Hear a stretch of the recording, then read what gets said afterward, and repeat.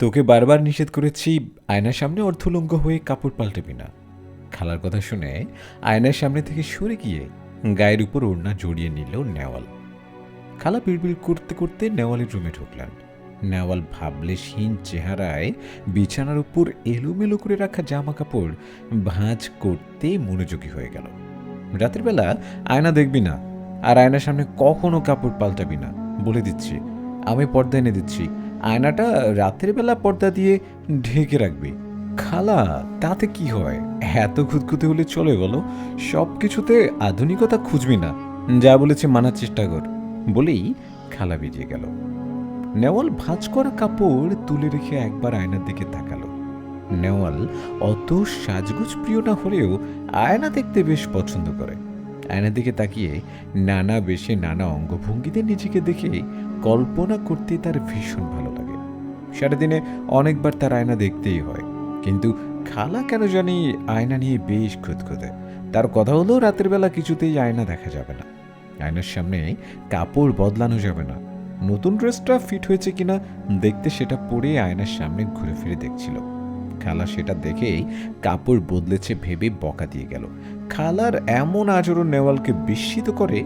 তার খালা কখনোই এমন ছিল না। তার মা মিথি আনোয়ার নেওয়ালের এই অভ্যাস দেখে বলে, তুই একদম তোর ছোট খালার স্বভাব পেয়েছিস। ছোট থেকে তোর খালার সাজপ্রিয় ছিল, সুযোগ পেলেই আমার রুমে গিয়ে আয়না দেখতো। কিন্তু খালা হঠাৎ এমন হয়ে গেলেন কেন, কে জানে। নেওয়াল রান্নাঘরে ঢুকে মায়ের পাশে এসে দাঁড়ায়। মিথি আনোয়ার তখন মনোযোগ দিয়ে রান্না করছিলেন। নেওয়ালকে দেখে তার মা জিজ্ঞেস করে, কিরে, সাথী আবার বকেছে নাকি? আচ্ছা মা, খালা এমন কেন করে বলো তো? ও একটু এরকমই, থাক, মন খারাপ করিস না। নেওয়াল চুপচাপ দাঁড়িয়ে থাকে। ছোট্ট শহরের এক কোণের একটা ফ্ল্যাটে নেওয়াল আর মিথি আনোয়ার ভাড়া থাকেন। 1 বছর হলো নেওয়ালের বাবা সড়ক দুর্ঘটনায় মারা যান। মিথি আনোয়ার একটা মহিলা হোস্টেলের ম্যানেজিং ডিরেক্টর হিসেবে কাজ করেন। সেই সূত্রে প্রায়শই কর্মক্ষেত্রে থাকা লাগে। নেওয়ালও হোস্টেল থেকে পড়াশোনা করত। বাবা মারা যাওয়ার পর মায়ের কাছেই চলে আসে। কাছের ভার্সিটিতে অনার্সে ভর্তি হয়। বেশ কয়েকদিন হলো তার খালা তাদের বাসায় এসেছেন। অদ্ভুত ব্যাপার হলো, সে প্রায় 9-10 বছর ছোট খালাকে দেখেনি। সবাই ভেবেছে সে তার প্রেমিকের সাথে পালিয়ে গেছে। এত বছর বাদে ফিরে আসার পর খালাকে নিয়ে নেওয়ালের নানার বাড়িতে ঝামেলা চলছিল। মিথি আনোয়ার জানতে পেরে ছোট বোনকে নিজের কাছে নিয়ে আসেন। বোনের এসব অদ্ভুত আচরণ অবাক করে নেওয়ালের মাকেও। তোর বিছানা মুখোমুখি ড্রেসিং টেবিলটা রেখেছিস কেন? খালার কথাটা শুনে নেওয়াল খাওয়া বন্ধ করে মায়ের দিকে এক পলক তাকায়। ওইদিকে আলোর ফোকাস ভালো পড়ে। খালা, সরিয়ে ফেলবি, রাতে যদি হঠাৎ ঘুম ভেঙে উঠে বসলেই আয়না দিকে চোখ যাবে। আর তুই তো এত বলার পরও পর্দা নিয়ে আয়না ঢাকিস না। মিথি আনোয়ার বোনের দিকে তাকিয়ে বললেন, সাথী, তুই আসার পর থেকে আয়না নিয়ে এমন করছিস কেন? তুই নিজেও তো আগে নেওয়ালের মতো ছিলি। বুবু, এটা ভালো না, তাই বললাম। আর নেওয়াল রাত বিরাতে ছাদে যায় কেন? রাতে ছাদে যাওয়া একদম ভালো না। নেওয়াল কিছুটা বিরক্ত মাখা কণ্ঠে বলল, খালা, পড়তে পড়তে বোরিং হয়ে গেলে মন ফ্রেশ করার পর কয়েক মিনিট ছাদে হাঁটাহাঁটি করে আসি। এখানে সমস্যা তো হওয়ার কথা না খালামুনি। শহরে থাকিস জানি, এসবে তোয়াক্কা করিস না। তবে সত্য এটাই, এসবে জিনের উৎপাত হয়। ধারণাতি তো ভয়ানক হয় জিনগুলো। খালার মুখে জিনের কথা শুনে নেওয়াল হাসতে হাসতে লুটে বুটি খায়। মিতি আনোয়ার নিজের বোনকে বলে, তুই আবার এসব কবে থেকে বিশ্বাস করিস বলতো?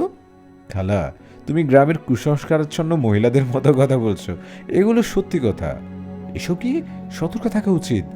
আর আমি তোকে সচেতন করছি। হঠাৎ মাঝরাতে অকারণেই নেওয়ালের ঘুম ভেঙে গেল। নেওয়াল উঠে বসে টেবিল ল্যাম্প জ্বালায়। এমন সময় আয়নার দিকে চোখ পড়ল তার। এক দৃষ্টিতে আয়নার দিকে তাকিয়ে রইল সে। খালা পর্দা দিয়ে আয়না ঢেকে দিলেও সে পরক্ষণে পর্দা সরিয়ে ফেলেছিল, তাই আয়নাটা একদম অনাবৃত। অন্ধকার ঘরটায় কেমন যেন উচ্ছল দেখাচ্ছে সেটা। খালার কথা মনে করে নেওয়াল মুচকি হাসল। আয়না দেখলেই ভূত বের হবে, সেটা কেমন জানি ভুতুরে গল্পের কাহিনী হয়ে গেল। নেওয়াল আয়না থেকে সরিয়ে নেয়ার সময় তার মনে হলো আয়নায় থাকা তার প্রতিচ্ছবি কেমন একটা অদ্ভুত দৃষ্টিতে তাকিয়ে আছে তার দিকে। তা দেখে নেওয়াল একটু তপ্তা খেয়ে গেল। আবার ভালো করে তাকালো আয়নার দিকে। পরক্ষণেই তার প্রতিচ্ছবি চোখগুলো ছোট করে বেশ তীর্যক হাসি দিল। নেওয়াল ভয় পেয়ে তখনই বিছানা থেকে নেমে উঠে এক পাশে দাঁড়ায়। আয়নার দিকে উঁকি মেরে দেখে এখন তার প্রতিচ্ছবি আর দেখা যাচ্ছে না। ভাবতে থাকে সে কি ঘুমের ঘোরে ভুল দেখেছে। সে গুটি গুটি পায়ে আয়নার সামনে গিয়ে দাঁড়ায়, নিজের প্রতিচ্ছবির দিকে তাকিয়ে থাকে। আরেকজন আবার তেমন কিছু না হয় নাকি দেখতে। কিছুক্ষণ কেটে যাওয়ার পরও কিছু না দেখতে পেয়ে চোখের ভ্রম ভেবেই সরে আসে সে। কিন্তু আয়নায় থাকা তার প্রতিচ্ছবি তখনও ঠায় দাঁড়িয়ে কুৎসিতভাবে হাসছিল। নেওয়ালের তার চক্ষু গোচর হলো না।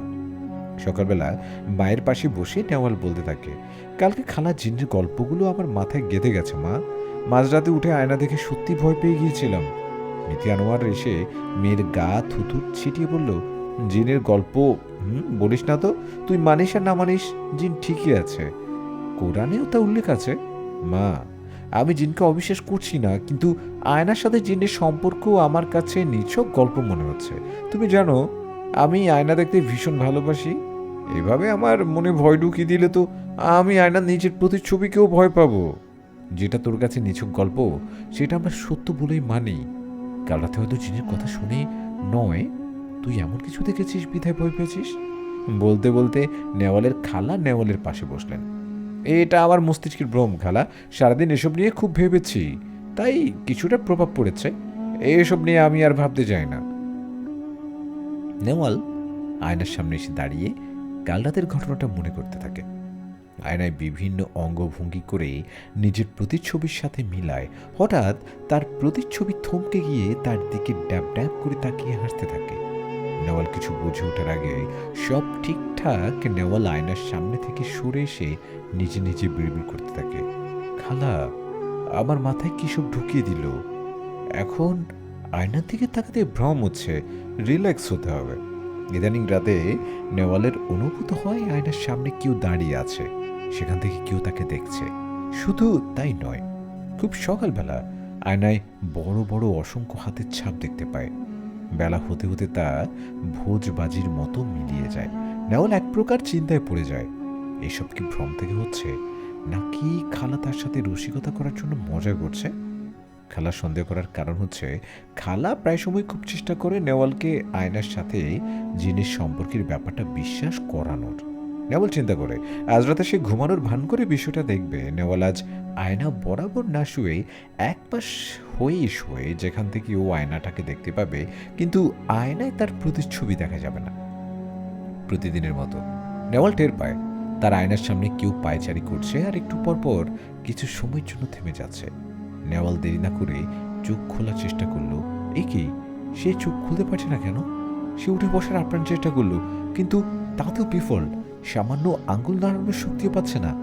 এই সময় মনে হলো কেউ আয়নায় আঙ্গুল দিয়ে ঠক ঠক আওয়াজ করছে। চোখ মেলে শোয়া থেকে উঠে বসে নেওয়াল। ফোনের ফ্ল্যাশ লাইট জ্বালিয়ে পুরো রুমটা একবার দেখে নেয় সে। বাইরে থেকে আজানের আওয়াজ ভেসে আসছে।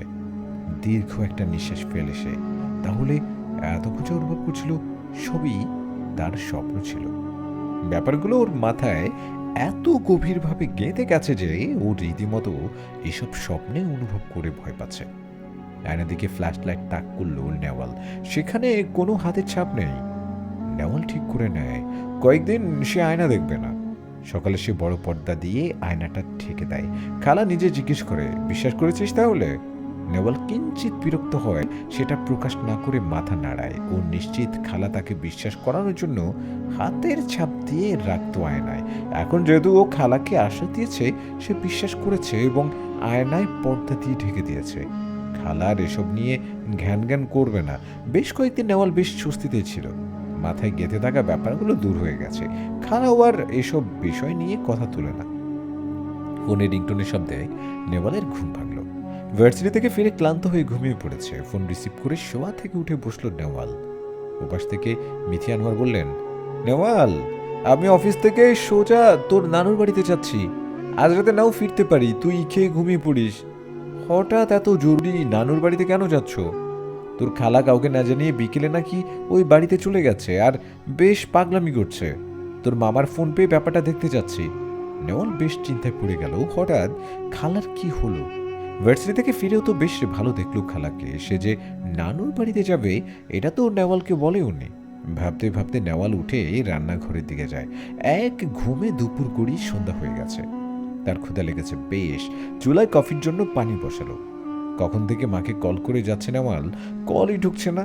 সেখানে কি হলো, মা গিয়ে পৌঁছালো কিনা জানা দরকার তার। মামা নানুকেও কল দিলেও কয়েকবার কেউই রিসিভ করছে না। অনেকক্ষণ ধরে টিভি দেখে আর ফোন টিভি বেশ বোরিং লাগছে তার। কেন জানি সময় কাটছে না। এদিকে অনেকক্ষণ টানা ঘুম হওয়ায় আর ঘুমও পাচ্ছে না। কি করবে ভাবতে ভাবতে নিজের আলমারিটা খুলে শাড়ির তাকে রাখা শাড়িগুলো নাড়াচাড়া করতে লাগলো। শাড়ি তার খুব প্রিয়। কোনো শাড়ি দেখেই পছন্দ হলেই চট করে কিনে ফেলে সে। তবে কখনোই তেমন শাড়ি পরা হয় না তার। পুরোপুরি শাড়ি সামলাতে পারে না বলে পরে কোথাও বের হওয়ার সাহস করে না। শাড়িগুলো বেশ যত্নে দিনের পর দিন আলমারিতে পড়ে থাকে। তবে যেদিন বাসা ফাঁকা থাকে সেদিন রাতে শাড়ি পরে বেশ সাজে নেওয়াল। আয়নার নিজেকে নিজেই দেখে মুগ্ধ হয়। মা থাকলে শাড়ি পরতে ওর অস্বস্তি লাগে। মিথি আনোয়ার এমন করতে দেখলেই বলে, এবার তাহলে দিয়ে দিই বল, প্রতিদিন শাড়ি পরে সাজতে পারবি। এই লজ্জায় নেওয়াল কখনো আর মায়ের সামনে শাড়ি পরে না। আকাশ সীমা রঙা শাড়ি বের করে পরে নেয় নেওয়াল। আকাশি রঙের শাড়ি মাঝে মাঝে শাড়ি বের করে নিজে নিজে পরে বলে বেশ ভালো শাড়ি পরতে শিখে গেছে। শাড়ি পরে আয়নার পর্দাটা সরিয়ে আয়না নিজেকে দেখে সে। প্রায় 4-5 দিন সে নিজেকে ভালো করে আয়নায় দেখছে। প্রায় 4-5 দিন পর হয়ে গেছে এভাবে দেখছে সে, কিন্তু এতদিন পর মনটা বেশ উৎফুল্ল লাগছে তার। এখন থেকে আবার সে ঘন ঘন আয়না দেখতে পারবে। হালকা সেজে কোমর সমান চুলগুলো ছেড়ে দেয় নেওয়াল। শাড়ির আঁচলটা মাথায় দিয়ে বেশ সুন্দর ভঙ্গিতে আয়নায় নিজেকে দেখে। আজ মনে হচ্ছে তাকে একটু বেশি সুন্দর লাগছে। নিজেকে দেখে নিজেই মুগ্ধ হচ্ছে। কয়েকটা মিরর সেলফি তুললো সে। ছবিগুলো সেভ করতে গিয়ে দেখে আয়নায় থাকা হাতের ছাপগুলো ছবিতে স্পষ্ট বোঝা যাচ্ছে। নেওয়াল আয়নার কাছে এসে ভালো করে তাকায়, কিন্তু কোথাও হাতের ছাপগুলো দেখতে পায় না সে। তবে আয়নার কাছে বুকে ঝুঁকে মনে হচ্ছে আয়না থেকে কারো গরম নিঃশ্বাস তার মুখে এসে পড়ছে। সেখান থেকে সরেছে নেওয়াল। নিজের নিঃশ্বাসই কি তার গায়ে পড়ছে? আবার তাকিয়ে দেখে তার প্রতিবিম্বটা সেই গা হিম করা গভীর দৃষ্টিতে তাকিয়ে আছে। নেওয়াল চোখ ডলতে ওয়াশরুমে ঢুকে চেঞ্জ করে নেয়। বাসায় একা থাকায় আবার একই ভ্রমগুলো হচ্ছে। আপাতত এখন ফ্রেশ হয়ে কিছু খেয়ে ঘুমানোর সিদ্ধান্ত নেয় সে। বিছানায় শুয়ে এপাশ ওপাশ করছে, সে কিছুতেই ঘুম আসছে না। বিকেলে একটানা ঘুমালে এই সমস্যা হয় তার। ফোন হাতে নিয়ে ইয়ারফোন লাগিয়ে গান অফ করে দেয় নেওয়াল। এতে যদি ঘুম আসে একটু। হঠাৎ তার ওপাশে খুটখুট শব্দ শুনল। মনে হচ্ছে কেউ পা নাড়াতে নাড়াতে কিছু ঠেকাচ্ছে। ইয়ারফোন খুলে ল্যাম্প জ্বালিয়ে পাশে ফিরিয়ে তাকায় সে। তখন দেখলো বিছানার পাশের টুলে সে নিজে বসে আছে। পা নাড়াতে নাড়াতে বিছানার পায়াতে শব্দ করছে আর হাসি মুখে তার দিকে তাকিয়ে আছে। চোখ দুটোতে সে হিম করা চায় নেই। নিজের সামনে নিজেকে দেখে নেওয়াল চিৎকার করে উঠল। নেওয়াল চিৎকার করা মাত্রই তার মুখোমুখি বসে থাকা প্রতিবিম্ব রাগান্বিত চোখে ঠোঁটে আঙুল ঠেকিয়ে তাকে চুপ থাকতে ইশারা করে। নেওয়াল ভয়ে দুহাত দিয়ে নিজের মুখ চেপে ধরে রাখে। বিড়বিড় করে দোয়া পড়তে থাকে। প্রতিবিম্বটা ওর দিকে এগিয়ে এসে ভয়ানক কণ্ঠে বলে, দোয়া পড়া বন্ধ কর, না হলে কিন্তু খুব খারাপ হবে। তারপর নেওয়ালের মুখোমুখি বসে মিটি মিটি হেসে বলল, আয়নার মতো আমাকেই তোর পছন্দের সঙ্গী করে নেয়। নেওয়াল কিছুটা থমকে গেলেও প্রচন্ড সাহস করেই জোরে জোরে দোয়া পড়া শুরু করে। প্রতিবিম্বটা ভীত মুখে ওর থেকে সরে গিয়ে দ্রুত আয়নায় মিলিয়ে যায়। নেওয়াল যেন হাঁপ ছেড়ে বাঁচত। সারা রাত তার আর ঘুম হলো না। বারবার আয়নার দিকে চোখ যাচ্ছিল। মনে হচ্ছিল এই বুঝি আবার প্রতিবিম্বটা বেরিয়ে এলো।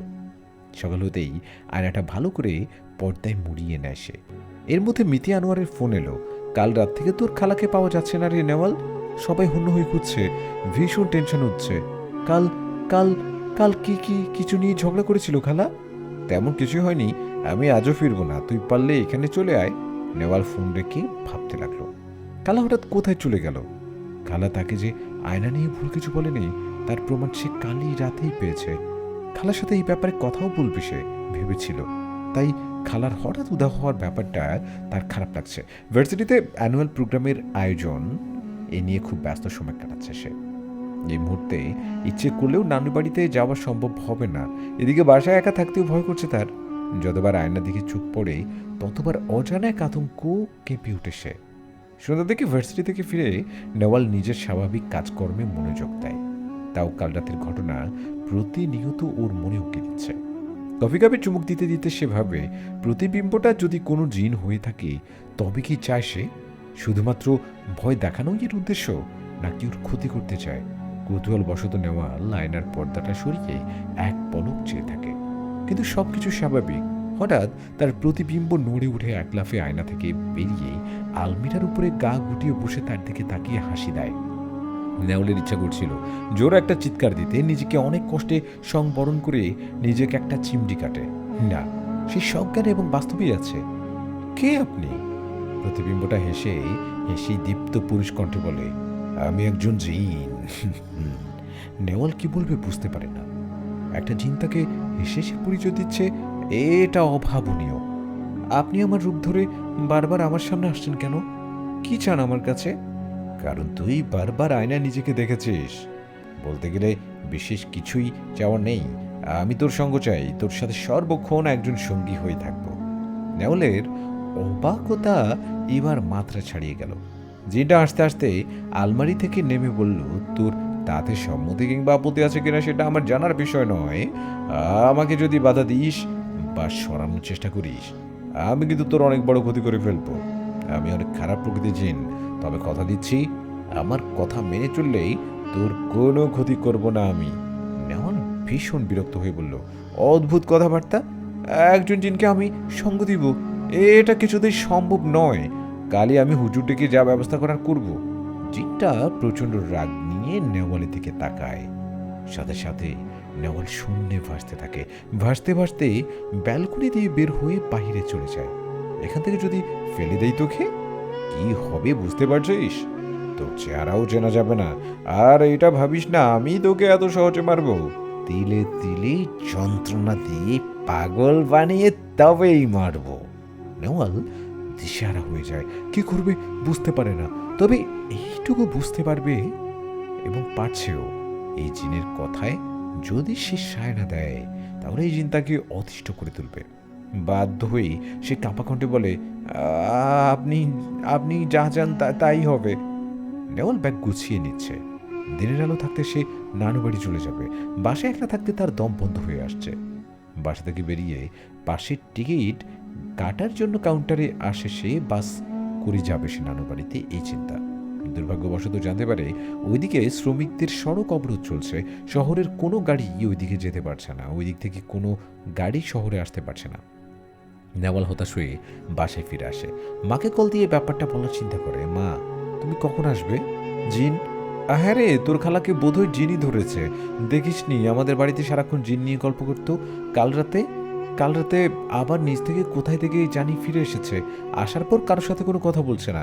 আর এদিকে কি একটা ঝামেলা হয়েছে, গাড়ি চলাচল একদম বন্ধ। তুই আর 2 দিন ম্যানেজ করে নে, আমি অবরোধ খুলে গেলেই চলে আসবো।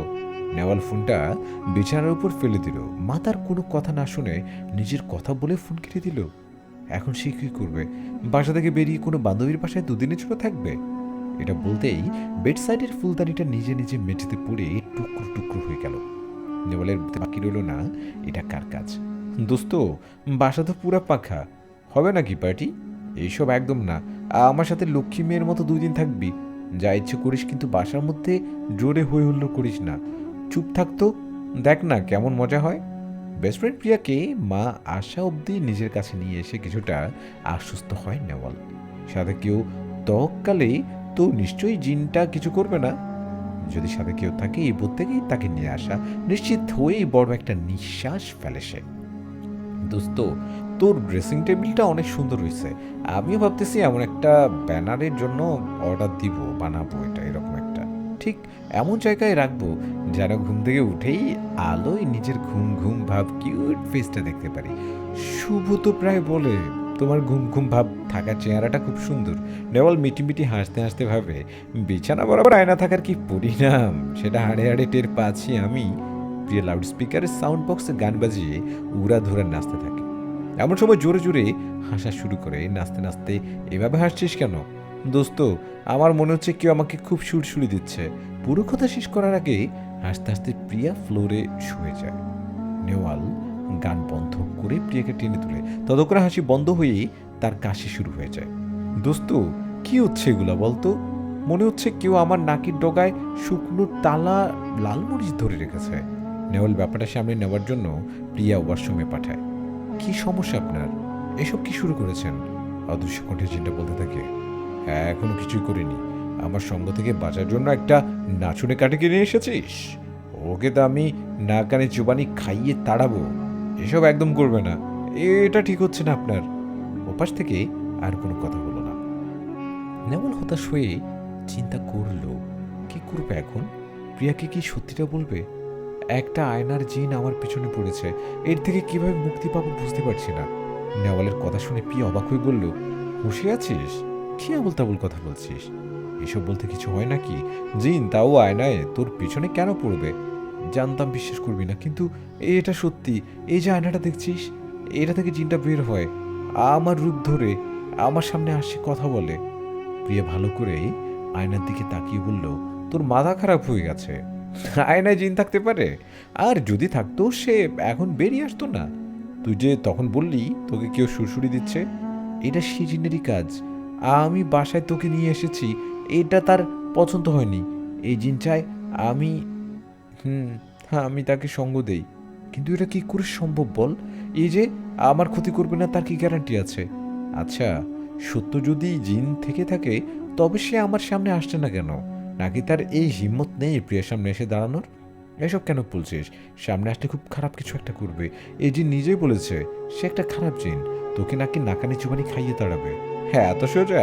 কোথাকার কোন শক্তিধর এলেন রে? বলতে না বলতে প্রিয়ার গায়ে এক জোরে আরশোলা এসে পড়ল। প্রিয়া ভয় পেয়ে সেগুলো ঝাড়তে গিয়ে ওইগুলো আমার ভিতরে ঢুকে গেল, জামার ভিতরে। নেওয়াল ভয়ার্থ গলায় বলল, ঠিক এই ভয়টাই পেয়েছিলাম। প্রিয়া লাফাতে লাফাতে জামা খোলার জন্য ওয়াশরুমে চলে যায়। কিছুক্ষণ পর তার চিৎকারের আওয়াজ শুনে নেওয়াল এগিয়ে এসে দেখে প্রিয়ার মুখে গায়ে কমেডের ময়লা লেগে আছে। নেওয়াল ওখান থেকে দ্রুত আয়নার সামনে এসে বলল, আপনি এসব বন্ধ করেন, এমন করলে আমি কিন্তু দোয়া পড়তে বাধ্য হব। আয়না থাকা ওই প্রতিবিম্ব বলে ওঠে, সেই হিম্মত দেখতে চেয়েছিলি, তাই কমেডের ফ্ল্যাশে তাকে চুবিয়ে সেটা দেখিয়েছি। আমাকে সাবধান না করে তাকে কর। জিনের শক্তি নিয়ে সন্দেহ পোষণ করার ফল এমনই হবে। দয়া করে আর কোনো ঝামেলা করবেন না। প্রিয়া ফ্রেশ হয়ে ওয়াশরুম থেকে বেরিয়ে ব্যাকপ্যাক করে বের হওয়ার প্রস্তুতি নেয়। নেহওয়াল তার হাত টেনে বলে, এত রাতে কোথায় যাচ্ছিস? এখানে আর এক মুহূর্ত আমি থাকবো না। এই ভয়ঙ্কর জিনের আস্তানায় তুই থাক, আমি গেলাম। প্রিয়া তাকে আর কোনো কথা বলার সুযোগ না দিয়েই বাসা থেকে বেরিয়ে চলে যায়। নেওয়াল ব্যালকনিতে চুপচাপ বসে আছে। মাথার মধ্যে তার হাজারটা চিন্তা ঘুরপাক খাচ্ছে। পাশে গিয়ে বসে আছে টের পেয়ে মুখ তুলে তাকায়। এই কয়েকদিন নিজের প্রতিবিম্বকে এতবার মুখোমুখি দেখেছে যে এখন আর দেখলেই ভয় হয় না। আপনি নিজের আসল রূপে আসতে পারেন না? কফি খাবি? নেওয়াল বড় বড় চোখ করে তাকায়। কিছু বলার আগে কফি ভর্তি কাপ তার মুখের সামনে ধরে রাখে জিনটা। নেওয়াল নেবে কি নেবে না চিন্তায় পড়ে যায়। একটু পর কাপটা নিয়ে চুমুক দেয়। কফিটা ভালোই বানিয়েছে। আপনি আসলে কি বলুন তো, কেনই আমার আমার আমার সঙ্গ চাচ্ছেন? আমার পরিচয় একটাই, আমি একজন খারাপ জিন। মানুষের সঙ্গ পেতে ইচ্ছে হলো তাই চাচ্ছি। এত কথার দরকার কি তোর? আমি তোর কোনো ক্ষতি করব না, তবে কোনো চালাকি করলে কিন্তু খুব খারাপ হবে। নেওয়াল দীর্ঘশ্বাস ছেড়ে কফির কাপ নিয়ে রুমে চলে আসে। যা হচ্ছে হতে দেওয়াটাই ভালো হবে। এই জিন খুব ভয়ানক, যা খুশি করে বসতে পারে। আপাতত এর কথা অনুযায়ী চলা যাক, ভাবগতিক দেখেই ব্যবস্থা নেওয়া যাবে। নেওয়াল তার মা মিথি আনোয়ারের দিকে তাকিয়ে বলল, খালা, খালা কি পুরোপুরি সুস্থ এখন? সত্যি কি জিন ভর করেছিল তার উপর? তার মা জবাব দিলেন, হ্যাঁ, দেখে তো সেটাই মনে হয়েছিল। এখন সুস্থ অবশ্য, তবে কারোর সাথেই কথা বলছে না। হঠাৎ হঠাৎ চিৎকার চেঁচামেচি করে বাড়ি মাথা তুলছে। তোর মামিরা ভয়ে তাকে রাখতে চাচ্ছে না, বলছে সাথী থাকলে তার জিন ওদেরকেও মেরে ফেলবে। পাগলা গারদে নাকি পাঠিয়ে দেওয়ার চিন্তা করছে। ওকে ওঝা ডেকে চিকিৎসা করানোর কথা উঠছে। আমি চেয়েছি আমার সাথে নিয়ে আসতে, তোর নানু কিছুতেই দিলেন না। তারও ভয় সাথে জিন এখানে আসলে আমাদের ক্ষতি করবে। নেওয়ালের কেন জানি খালার জন্য আফসোস হচ্ছে। মানুষটা কত ভালো, কেন যে বারবার তার সাথে এমন হচ্ছে আল্লাহ জানেন। ভালো। নেওয়ালের প্রতিবিম্ব এক পায়ের উপর অন্য পা তুলে দেওয়ালের দিকে তাকিয়ে গুনগুন করছিল। নেওয়াল ওয়াশরুম থেকে বেরিয়ে এই দৃশ্য দেখে দ্রুত রুমের দরজা লক করে দিল। তারপর হাতের তোয়ালেটা বিছানায় ছুঁড়ে ফেলে বলল, আপনি এখন এখানে বসে আছেন কেন? বাসায় মা আছে, যদি একসাথে কখনো এভাবে দেখি নাই কি হতে পারে বুঝেন? প্রতিবিম্বটা ছোট্ট একটা হাসি দিয়ে বলল, আমাকে তুই ছাড়া আর কেউ দেখতে পারে না। তারাই আমাকে দেখে যাদের আমি স্বেচ্ছায় দেখা দেই। নেওয়াল জিনটার সাথে কিছুটা সহজ হয়ে গেল। যদি মাঝে মাঝে জিনটার পাগলামিতে সে অদিষ্ট হয়ে যায়, সেদিন রাতের বেলা বলে, আমাকে মিষ্টি খাওয়াতো একটু। বাসায়ও সেদিন মিষ্টি ছিল না। তারা যে কি পাগলামি তার! পরে ইউটিউব দেখে অল্প সময়ের মধ্যে হালুয়া বানিয়ে দেওয়ায় তবে সে শান্ত হয়েছে। একটা জিন এত পাগলামি করতে পারে, এত চঞ্চল হতে পারে, তা জানা ছিল না। নেওয়ার বসেই নেওয়াল বসে বসে ল্যাপটপে নোটস রেডি করছে। তার রূপে থাকা জিনটা মুখোমুখি বসে বলল, চলো একটু বেরিয়ে আসি। নেওয়াল চোখ বড় করেই তার দিকেই তাকালো, অস্পষ্ট স্বরে বলল, এখন রাত 1:45 বাজে। তাতে কি হয়েছে? এখন রাস্তায় মানুষ থাকবে না, ঘুরতে ভালোই লাগবে। পারবো না আমি, বাসায় আজ মা আছে, তার উপর আমার নোটসগুলো কমপ্লিট হয়নি। কথাটা বলা মাত্রই চিন্তা তার দিকে রাগান্বিত চোখে তাকায়। তারপর তাকে শূন্যে ভাসিয়ে ব্যালকনি দিয়ে ফেলে দেয়। নেওয়ালা তখন মনে হচ্ছিল সে বোধহয় নিচে পড়ে এক্ষুনি মরে যাবে। চিৎকার করার চেষ্টা করছিল বারবার, ভয়ে চোখ বুজে ফেলেছিল। একটু পর চোখ খুলে দেখে না, সে নিচে পড়েনি, মাটি থেকে কিছুটা দূরত্বে ভাসছে। কেউ যেন আস্তে করে তাকে মাটিতে দাঁড় করিয়ে রাখলো। বারবার বলেছি, আমাকে রাগাবি না, যা বলি তা শুনবি, না হলে আমি কিন্তু অনেক খারাপ কিছু করে ফেলবো। চল ফাঁকা রাস্তায় হাঁটে কিছুক্ষণ। নেওয়াল মন খারাপ করে মাথা নিচু করে হাঁটতে থাকে। রাস্তাটা এই সময় বেশ ফাঁকা, মাঝে মাঝে দু একটা গাড়ি যাতায়াত করছে শুধু। মোড়ে মোড়ে ল্যাম্পপোস্টগুলোতে জ্বলতে থাকা রাস্তা আলোতে পরিপূর্ণ। ওপাশ থেকে প্রশ্ন আসে, মন খারাপ করেছিস?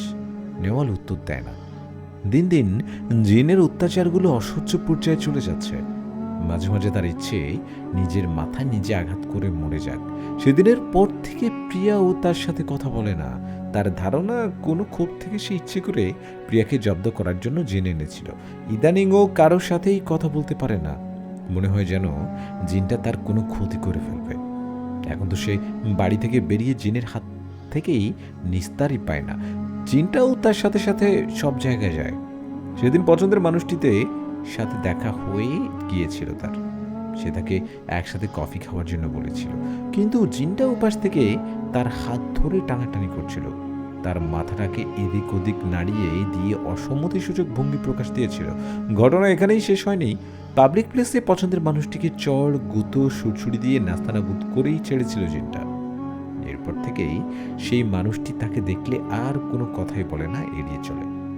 একে একে এইসব ঘটনায় খুব জমে গিয়েছিল নেওয়ালের মনে। এখন সে ঠিক করেই ফেলেছে, সে হুজুর ডেকে যে করে হোক জিনের ব্যাপারটা বন্ধ করবে। এসব আর নেওয়া যাচ্ছে না। তার মনে ভাবতে ভাবতেই অনেকটা দূরে চলে আসে নেওয়াল। এক পর্যায়ে থমকে দাঁড়িয়ে আশেপাশে জিনটার অস্তিত্ব খুঁজে, কিন্তু জিনটা তার কাছে কিনারায় নেই। একা রাস্তায় দাঁড়িয়ে না থেকে বাসার দিকে রওনা দেয় সে। এমন সময় দুইটা বাইক ভর্তি ছেলেরা তাকে দূর থেকে দেখে শীষ বাজায়। নেওয়াল ভয়ে দ্রুত হাঁটা দেয়, কিন্তু ছেলেগুলো ওকে চারপাশ থেকে ঘিরে ওড়না আর হাত ধরে টানাটানি করতে থাকে। নেওয়াল চিৎকার করতে থাকে। এক পর্যায়ে একজনের হাতে কামড় বসিয়ে দৌড়াতে থাকে। ছেলেগুলোর চোখে ফাঁকি দিয়ে একটা চিপা গলির ভিতরে ঢুকে যায়। ভয়ে এখনো তার বুক ধুকপুক করছে। অন্ধকার গলিতে নিজেকে নিরাপদ মনে হচ্ছে। আপাতত কিছুটা সময় এখানে দাঁড়াতে হবে। ছেলেগুলো চলে গেলে বেরিয়ে বাসায় চলে যাবে। কিন্তু তার মনে হচ্ছে এখানে সে ছাড়াও আরও একজন আছে, যার বুকের কাছে সে লিপ্টে আছে, কিন্তু অন্ধকারে তার চেহারা দেখতে পাচ্ছে না। কিছু জিজ্ঞেস করতে যেতেই একটা বলিষ্ঠ হাত তার মুখ চেপে ধরেই হুঁশ শব্দ করে চুপ থাকতে বলে। নেওয়াল হতভম্ব হয়ে যায়। হাঁটা তার মুখে ছেড়েই হাত ধরে গালির থেকে একদম বাইরে নিয়ে এসে হাঁটা ধরে। নেওয়াল অবাক হয়ে ছেলেটার দিকে তাকিয়ে থাকে। ছেলেটা তাকে কোথায় নিয়ে যাচ্ছে, কেন নিয়ে যাচ্ছে, এইসবে তার খেয়াল নেই একদম। এক পর্যায়ে ছেলেটা তার হাত ছেড়ে দিয়ে বলল, বাসা কোনটা আপনার? নেওয়াল ধ্যান ভাঙল।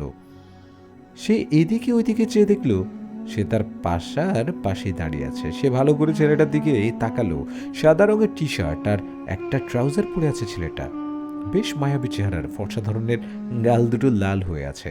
চোখের পাপড়ি আর মণি মেয়েদের মতো বড় বড়। গালে হালকা চাপ দাড়ি, চুলগুলো এলোমেলো হয়ে আছে। দেখে মনে হচ্ছে উচ্চবিত্ত কোনো ঘরের ছেলে। নেওয়াল কিছু না বলে আঙ্গুল দিয়ে বাসায় ইশারা করে দেখালো। ছেলেটা বাসায় যান বলে উল্টো দিকে হাঁটা ধরে। নেওয়াল কিছুক্ষণ ঘোরের বসেই সেখানে দাঁড়িয়ে থাকে, তারপর বাসায় ঢুকে যায়। নেওয়াল চুপচাপ ড্রয়িং রুমে বসে আছে। এদিকে মিথি আনোয়ার বকাবকি করে চলেছে, এত রাতে কোথায় বেরিয়েছিলি? নেওয়াল কি উত্তর দিবে ভেবে পায় না। যখন বেরিয়েছিল তখন তো জিনটা তাকে ব্যালকনি দিয়ে নামিয়েছিল। বাসায় ঢোকার সময়ে কতটা বেমালুম ভুলে গিয়েছিল, তার ফল হিসেবেই এখন তার মায়ের এত প্রশ্নের সম্মুখীন হতে হচ্ছে। মিথি আনোয়ার একটু চুপ থেকে মেয়ের পাশে গিয়ে বসে। কিছুক্ষণ মেয়ের দিকে তাকিয়ে থাকে। তার মেয়ে বেশ প্রাণোচ্ছল, চঞ্চল, কিন্তু কিছুদিন ধরে লক্ষ্য করছেন সে কিছু একটা নিয়ে চিন্তিত থাকে। কাজের চাপে মেয়েকে তেমন সময় দিতে পারেন না। অনেকদিন মন খুলে কথাও বলা হয় না। আজ যেন মেয়ের পরিবর্তনটা খুব চোখে পড়েছে তার। মেয়ের মুখটা অনেকটা চুপসে গেছে। উজ্জ্বল শ্যামলা চেহারায় চোখের নিচে কালিগুলো স্পষ্ট। নেওয়াল, তুই কি কিছু নিয়ে খুব আপসেট? নেওয়াল চোখ তুলে মায়ের দিকে তাকায়।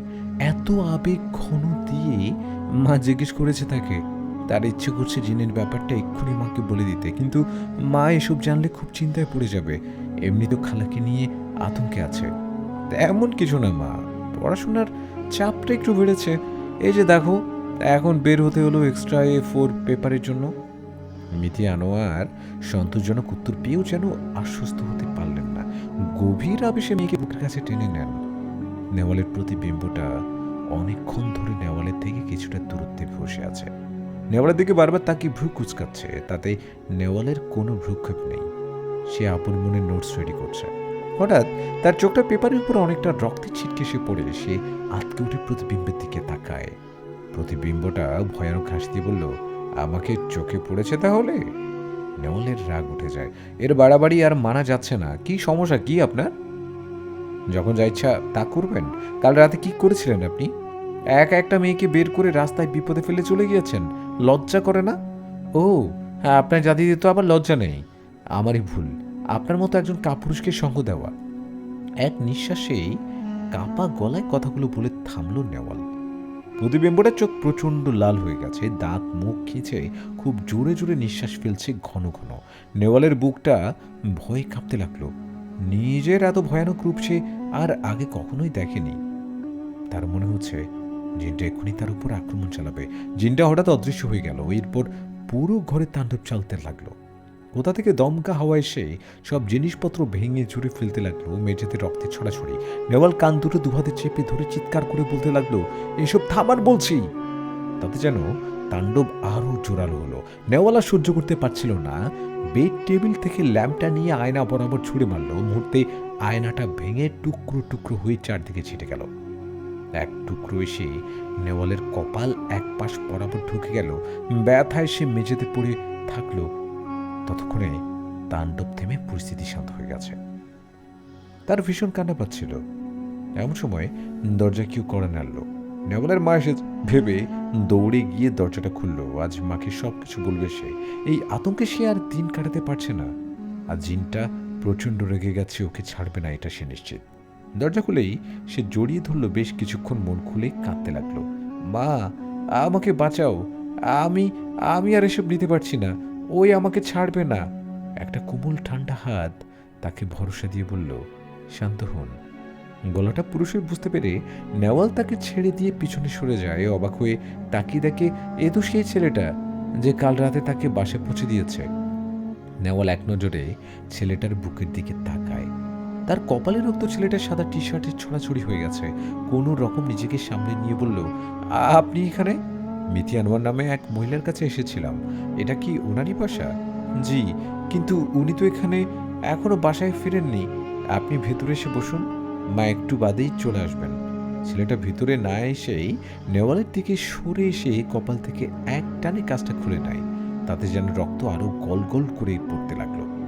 বাসায় অ্যাড ফার্স্ট বক্স আছে, ইমিডিয়েটলি নিয়ে আসুন। নেওয়াল যেন হতভম্ব হয়ে বক্স নিয়ে এসে ছেলেটার হাতে দিল। ছেলেটা খুব দ্রুততার সাথে নেওয়ালের কপালে ব্যান্ডেজ করে দিল। কালকে ব্যাপারটার জন্য আপনাকে ধন্যবাদ জানাতে হয়নি। অনেক ধন্যবাদ। নেওয়ালের কথার প্রতি উত্তরে ছেলেটা কিছু বলল না, চুপচাপ বাসা থেকে বেরিয়ে গেল। নেওয়াল বুঝতে পারল মুহূর্তে কি হলো, একদমই বুঝতে পারল না কিছুটা। নেওয়াল রুমের সব কিছু পরিষ্কার করে বিছানায় বসে আয়নার দিকে তাকালো। এই পছন্দের আয়নাটা তার জীবনে কাল হয়ে গেছে। সিদ্ধান্ত নিয়ে নিল সে আয়নাটা আর এখানে রাখবে না।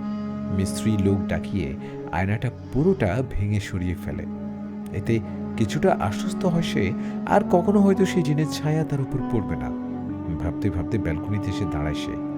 এতদিন পর নিজেকে হালকা লাগছে। মুক্ত পাখির মতো এদিক ওদিক উড়াউড়ি করতে ইচ্ছে হচ্ছে তার।